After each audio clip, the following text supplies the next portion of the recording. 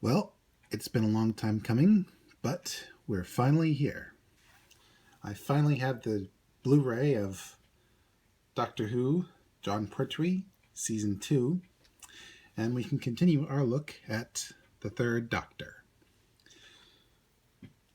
This season debuts one of the Doctor's longest running enemies, save only the Daleks. The Master, played by the late great Roger Delgado. This version of the Master is a little more sinister and a little less bombastic than Anthony Ainley's performance is going to be, from what I've seen of some clips. But you can see shades of the Master to come, because this guy is so full of himself. And yet, he's very subdued in the beginning, very sinister, almost like a Bond villain. We begin our journey with the terror of the Autons. It seems the Master, an old friend / enemy of the Doctor's, has allied himself with these plastic pests and plans to take over the world using their power. Luckily, the Doctor convinces him that once the Autons and the nesting consciousness get a foothold on Earth, they probably won't honor their bargain. So the Master kind of flips his switch from enemy to ally like that. He's very self-serving, this guy. And we meet Jo Grant, who has replaced Liz Shaw, who went on to better things. And while she's not as smart as Liz, she does prove useful sometimes. Even though she's maybe a small step above Dodo, she's not stupid. She's just kind of clumsy and impulsive. Next, we go to a prison, which is built into an ancient fortress, where the guards are testing a machine designed to pull the evil impulses out of people on prisoners. One guy gets successfully changed, and he becomes rather addle-brained.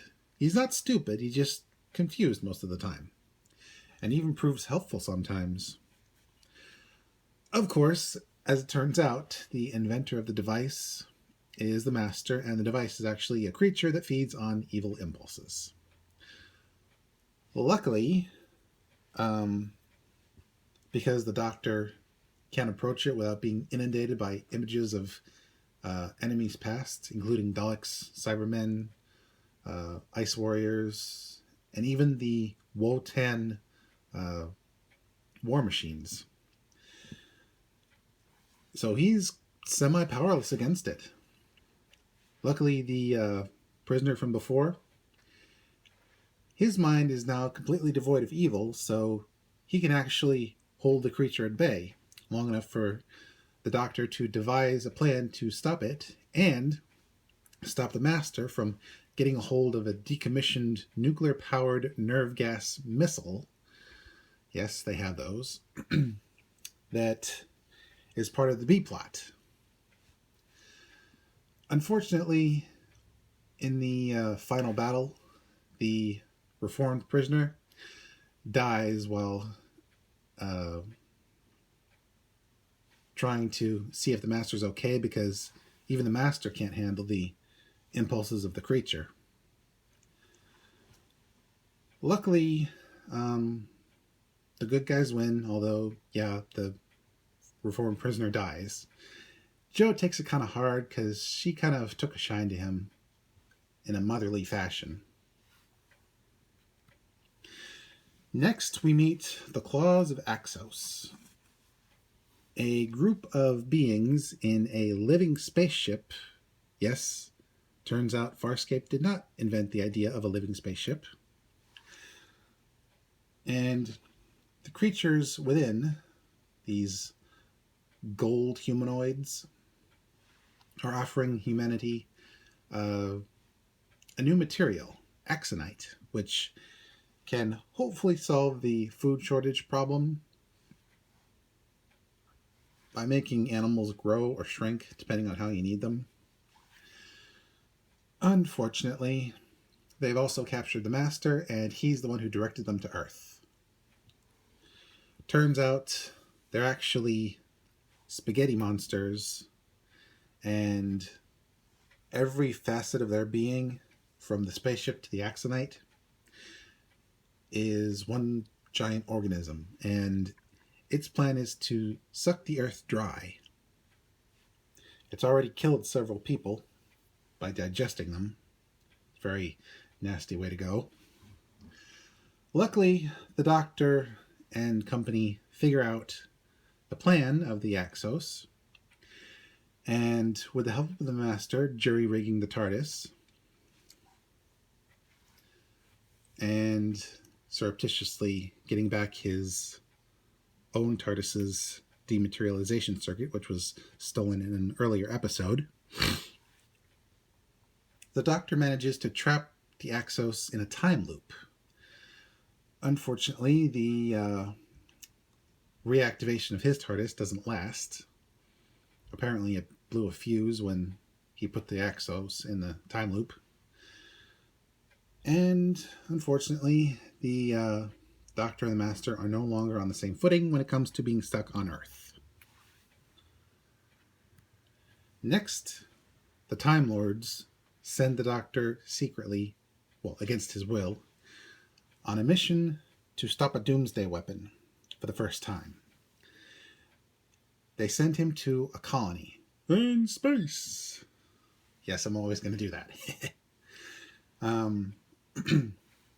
There's a planet rich in a mineral that Earth desperately needs in the year 2470 something. And a mining group is sent to investigate. Unfortunately, there are colonists on the planet barely eking out a living. Unfortunately, they're not doing so well, but they're surviving. They've even managed to sort of form a tenuous peace with a primitive humanoid lizard species that also inhabits the planet. And then when the Doctor shows up, it all goes sideways, because it turns out the miners, well, some of them at least, use unscrupulous methods to get a hold of the planet rights. And some of them even resort to murder, although luckily one of them is decent enough to help the colonists because he's just a miner. He doesn't do what the unscrupulous types do. But then they send for an adjudicator, as they call him, which turns out to be the Master, who, as it turns out, is looking for a special weapon that might be the cause of the planet's current condition, which it is. Turns out the primitives are actually the remnants of an advanced species which figured out a way to blow up suns. And that's what the Time Lords sent the Doctor here to deal with, because it's a threat to even them. Anyway, the Doctor finds out that the primitives are in fact remnants of the advanced race, even contacts the last advanced member of that species, and convinces him to, I guess, self-destruct the weapon before the Master has a chance to use it. And it's extremely convoluted, involving a robot which normally is not that dangerous, but when you attach fake claws to its mandibles, it looks like a monster capable of taking down a human, which is what some of the unscrupulous types did in order to scare the colonists away. But turns out they're not so easily frightened. And control of the colony is bantered around like a game of hot potato, to be honest. It got rather tedious.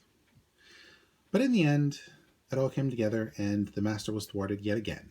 And, as a bonus, the planet is no longer incapable of supporting life, so the colonists now have a fighting chance. Meanwhile, the miners are sent packing with their tails between their legs. And finally, the Doctor and the Master both end up matching wits with the daemons. Turns out all the angelic and demonic entities seen over several thousand years in human history are actually aliens who performed a bit of an experiment on Earth, giving humans various bits of knowledge and seeing what they do with it. Now the last one, Azel, has come back to finally either give the last of his power to someone to rule Earth, or just blow the whole thing up and call it a wash.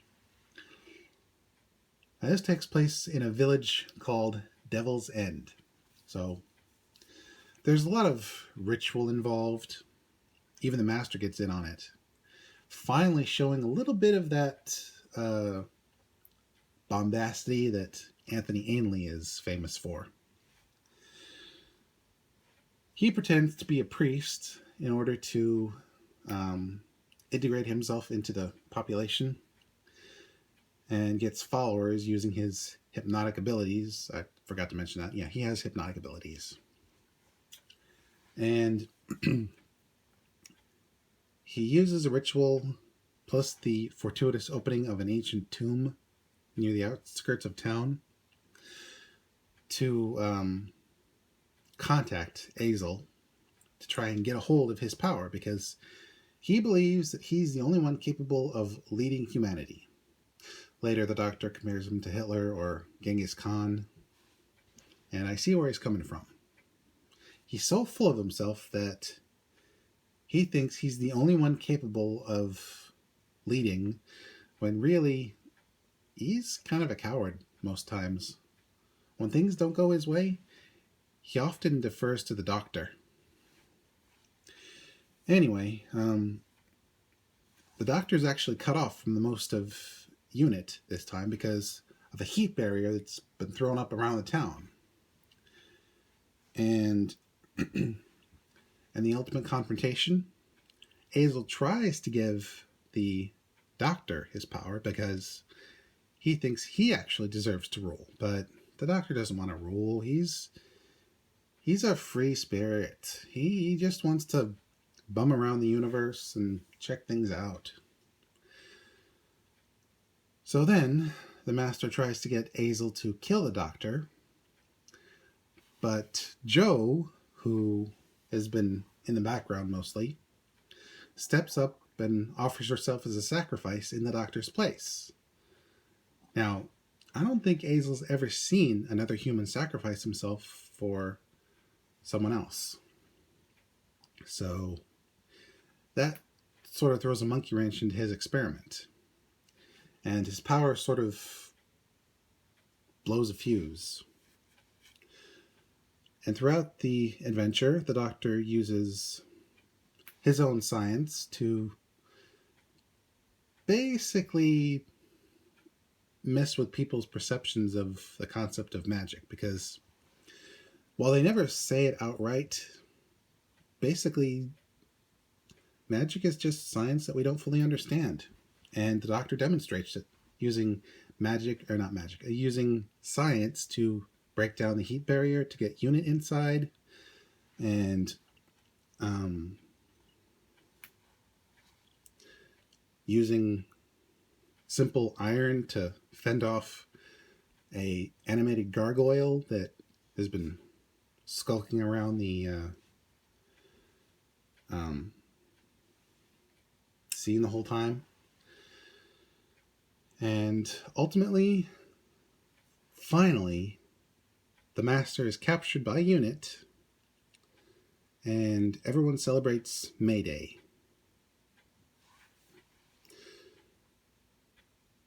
And with that, the adventures of the Doctor's second season come to a close. Next season, the Doctor faces off against new enemies and old ones. And the question of whether or not the Master gets away again will hopefully be answered. Until then, this is Mr. J signing out and reminding you, always trust the Doctor, always trust the Brigadier, never trust the Master, and self-sacrifice is never a bad choice, especially when it comes to fighting daemons.